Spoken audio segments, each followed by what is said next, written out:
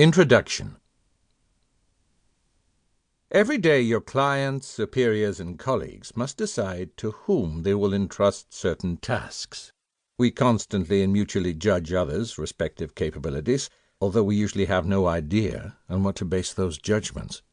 Despite all this, competence continues to be regarded as the decisive factor for evaluating performance and making decisions regarding hiring, promotions, the entrusting of tasks, and, of course, compensation.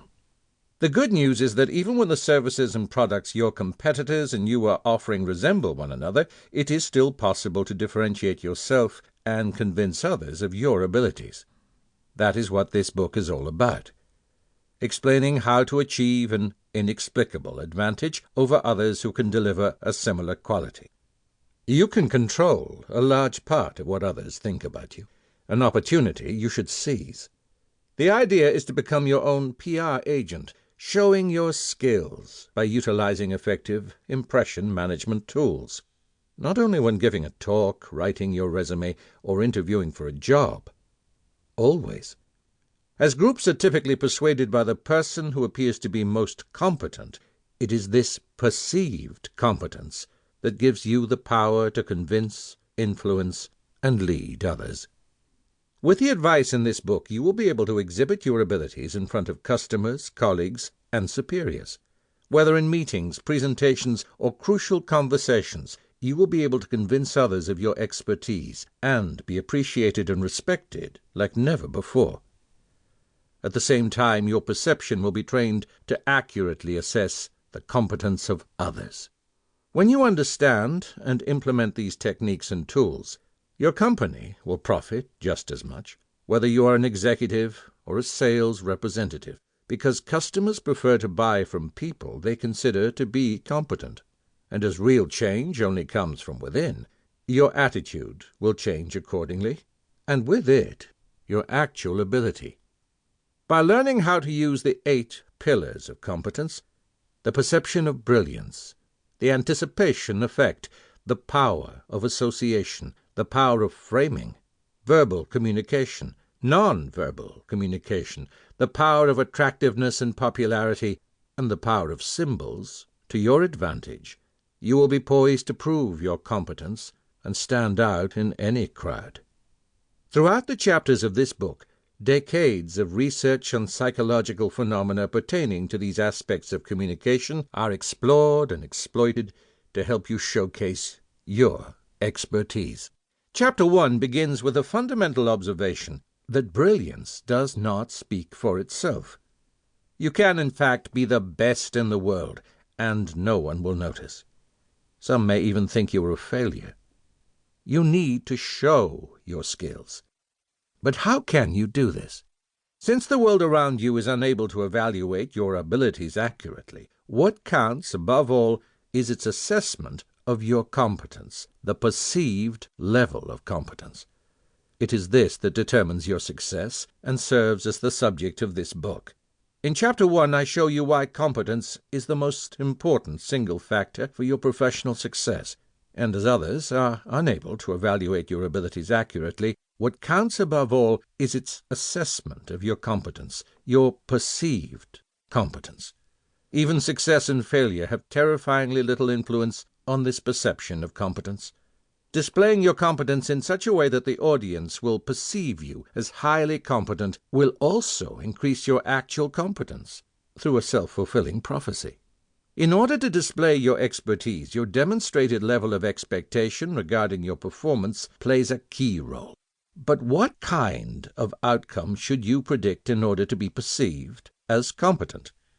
This is the question addressed in Chapter 2. Should you dampen the level of expectation from the start and show some sort of noble restraint? Modesty certainly is an honorable trait, and isn't it a nice surprise if people end up performing better than expected? Along the lines of under-promise and over-deliver. Or should you demonstrate extraordinary self-confidence and predict outstanding results? With this strategy, of course, you run the risk of appearing boastful. So how can we achieve effective expectation management in terms of competence? Chapter 2 illustrates how you should shape people's expectations of your skills, how to demonstrate optimism when faced with new tasks, and how to eliminate anything that could potentially bear negative witness against you. As it is you who must, first and foremost, be convinced of your abilities, a technique called priming will be explored to show you how to radiate competence from inside. Chapter 3 shows you how to present good and bad news in the way that is most beneficial to you. It asks the question, how can you use your success to the utmost advantage in regard to perceived competence, while suffering the least damage to your reputation from your failures?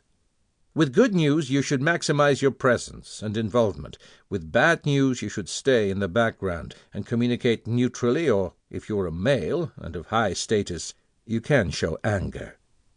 You should describe public mistakes clearly and concisely, and then move on to optimism as quickly as possible. Start with a positive aspect of an event, then mention the negative. Primacy effect. The second strongest positive aspect, however, should be presented at the end. Recency effect. By using certain techniques for delivering good and bad news, you will be able to spin even gigantic mistakes so that they have little or no negative effect on your perceived competence. In Chapter 4, I provide techniques for framing your competence by insulating your competence from the confusion of different influences surrounding it. To do that, you must emphasize, as much as possible, the challenges of the job at hand and point out any unfavorable circumstances that will make the job more difficult. You should not, however, awaken the impression that it was necessary for you to work very hard for your earlier successes. They were, of course, easy for you. Since you are a natural talent, you were born for your special field, and your path was, in a way, predestined. That is why you should also resemble, to some extent at least, the stereotype of your profession, and let people know that you live your profession with body and soul. In this chapter I condense the research on the effects of a phenomenon called the fundamental attribution error, the fact that individuals will be held personally responsible for the results they produce, and identify methods that allow you to use this phenomenon to your advantage.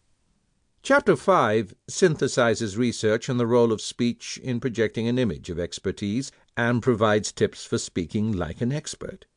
There is possibly no other technique that will allow you to effectively raise your perceived level of competence and be more convincing than employing power talking. This chapter lists several hands-on tips for using this strong, self-confident language that you can easily employ in your daily interactions. I explain whether and how you should utilize your vocal range, repetitions, and interruptions. You will also learn a technique that I wish would not exist, and that has to do with unnecessary complications in your expressions. In Chapter 6, I examine several studies on the importance of body language in attempts to be convincing. We often underestimate the role of nonverbal communication in terms of our own external impact, and as a rule focus more on our words. However, if we deliberately use our nonverbal communication skills, we can strongly influence the specific impressions we make on people and present ourselves in a certain light. This chapter provides a guide for doing so, focusing on how to convey competence by fine-tuning your proximity to others, your location while standing, and your posture while sitting, as well as on how to use eye contact, smiling, gestures, and physical contact to increase your perceived competence and win over your audience. And you will learn about a certain Dr. Fox. Chapter 7 discusses the research regarding the impact of the halo effect, from which the great importance of a positive overall impression derives. Your popularity and attractiveness are crucial for the overall impression you make on others. Some people appear likable. Others do not. Some are considered attractive, while others aren't. The main factors that lead to a particular judgment on your likability and attractiveness are not as obvious as they may first seem. However, you should not waste time making changes to your appearance or behavior that have little effect, or attempting to fix things about them that cannot be changed. Instead, this chapter presents findings hardly known outside academia that will help you zero in what is truly important. By learning how to use these techniques, and by gaining a better understanding of what really matters to others, you can immediately increase your likability and attractiveness, and boost your perceived competence in the process. In Chapter 8, I examine the extraordinary impact that status has in our lives. The key to perceived status is habitus, described by the French sociologist Pierre Bourdieu as a person's behavior and appearance, including his or her clothing, language, and apparent lifestyle. Whether fair or not, by observing a person's habitus, we can assess his or her status within moments. However, your status is also related to the way you interact with the people around you, and as a peacemaker, for instance, and will directly affect your perceived competence. Thus, in this chapter, I show how certain little-known tactics, such as praise, nonconformity, and a technique that social psychologist Robert Cialdini refers to as burging, profoundly impact your perceived status. Combining all these factors directly leads to a higher perceived status, and thus a higher perceived level of competence. In the conclusion and epilogue, I show how the 8 pillars of confidence work together to direct almost everyone's attention specifically to your competence, and I provide tips for detecting competence, and especially intelligence, which is closely related to competence, in others. Most of the methods I describe in this book can be applied immediately. Others need some practice. But none of them call for you to change your personality. Authenticity is key in order to appear as a luminary. In order to be sustainable, change must come from within. By using the techniques I present, you will be able to display your expertise so that you receive the recognition you deserve.